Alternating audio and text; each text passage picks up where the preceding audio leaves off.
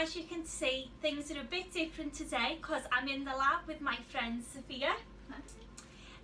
So I hope you're all okay and doing well in these strange times. But kids, if you're bored of watching TV, or parents, if you're running out of things to do with them, then I have got a great DNA science experiment that you can do at home. So you might have heard me talking about DNA in my previous videos, but what does DNA actually look like? Well, in this experiment we are going to use strawberries to extract DNA, and we can actually hold the DNA in our hands. So Sophia is going to tell you exactly what you need to do this. So you'll need a few strawberries and they need to be put in a sealable bag. These ones were put in the freezer and defrosted just before the experiment so that they're easier to mush up later on. You'll need a small and a large beaker, or just a glass from your cupboard if you've got one. You'll need some alcohol. So with the alcohol, obviously we're in the lab, so we have got pure ethanol. If you're at home, then any alcohol, like clear alcohol will do, but just make sure, kids, that you get adult supervision when you're using the alcohol. Another thing that you could use is hand sanitizer, because that's got a really high percentage of alcohol in it. But obviously they're a bit hard to come by at the minute, so don't be wasting your hand sanitizer on this, but you will only need a small amount. So you also need a bit of washing up liquid and a little bit of salt. You'll need a spoon just to stir the mixture, and a tea strainer or a sieve. If you haven't got a sieve, you can just use a tea towel, just anything to get the large chunks out, and some tweezers. But if you don't have any tweezers, you could just use a fork. It's just to pick up the DNA at the end. So hopefully you've got all this in your house, so you'll be able to do the experiments in your own kitchen. So why don't you pause this video, go and get all your stuff, and then come back. So if you're new to my YouTube channel and you're not really sure what DNA is, then here's a quick recap for you. So what actually is DNA?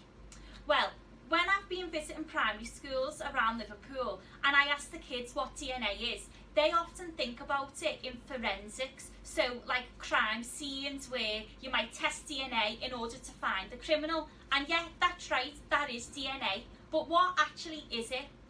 Our bodies are made up of lots of different cells. So we've got hair cells, muscle cells, skin cells, lots of different cells. And inside every single cell is what we call the nucleus, or the brain of the cell. Now in here is our DNA, and this contains our genes. We've got around 25,000 genes in total, and each one has its own special job to do in the body. We have 2 copies of every gene because we get one from our mum and one from our dad. So if anything goes wrong in any of your 25,000 genes, then this can cause a genetic disorder because the gene can't do its job properly. So as your DNA gets passed on in your family, this would mean that the genetic disorders also get passed on, and so we need to be able to analyse your DNA in order to find any genetic disorders. In our lab, we extract DNA from samples such as blood every single day, but we can do the same thing using strawberries. So as I said before, we've got 2 copies of every single gene, but strawberries have actually got 8 copies. So they've got lots of DNA and it's very easy to extract. So let's make a start.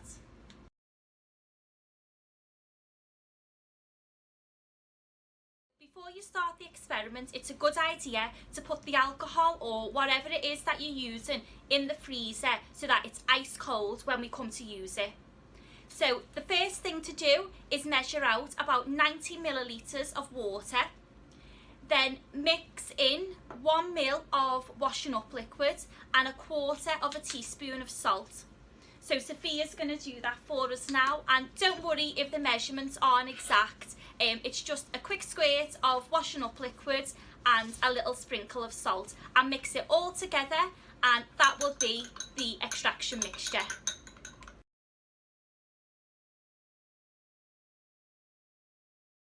Now need to do is get your strawberries in the sandwich bag and pour in your extraction mixture. So when you pour it in, you then need to seal the bag and try to get rid of all the air. And then comes the fun bit. So you can mash it up as much as possible and try to get rid of all the lumpy bits.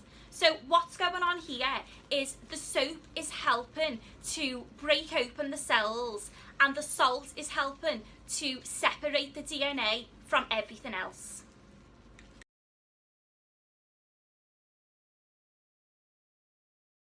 So once it's all mashed up into a smooth liquid, you just need to sieve the mixture through into your beaker or cup, and make sure you try and get through as much of the liquid as possible.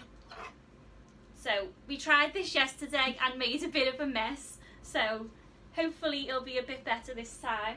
So you can just use a spoon to push through as much of the liquid through the sieve as possible.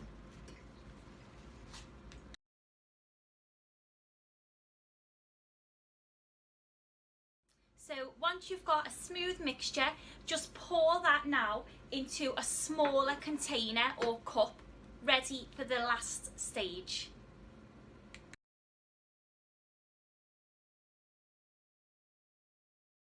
So for the last bit, you need about 20 ml of ethanol from the freezer, and you're just going to pour it on top of the mixture like this. Now hopefully what you'll see is the DNA separating, so you'll see a layer of red at the bottom and a layer of white at the top. Now that layer of white that's separating out is the strawberry's DNA, and that's separating because DNA is insoluble in ethanol or alcohol. So hopefully you'll end up with something like this, and you can use your tweezers to actually pick out the DNA. This horrible gloopy thing is the strawberry DNA, so you can take it out and hold it in your hand. So now that we've learned to extract DNA, I can show you that we do this every single day in our lab using this big machine here. So instead of using things like salt and washing up liquids, we use different chemicals, but the principles are exactly the same. So we break open the cells, clean up the DNA, and then use ethanol or alcohol to separate the DNA from everything else. So we load a blood sample like this onto this big machine here, and we end up with a tiny bit of DNA like this. So we can test this DNA for lots and lots of different things to see whether a patient has got a genetic disorder and whether or not they've got a faulty gene. So isn't it amazing to think that this tiny piece of liquid can provide us with so much information? And actually, information from DNA is being used more and more in the NHS every single day because of the amazing amount of information it can provide us on people's health. So hopefully you've enjoyed the experiment and, more importantly, learned something new. If you have enjoyed the experiment, then why don't you consider being a scientist? You don't need to look a certain way or be a certain person. If we can do it, so can you. So thank you so much for watching. Don't forget to subscribe to my YouTube channel and follow me on social media as the Scouse Scientist. And you can also tag me in any videos or pictures of you doing this experiment at home. So take care and see you next time. Bye. Bye.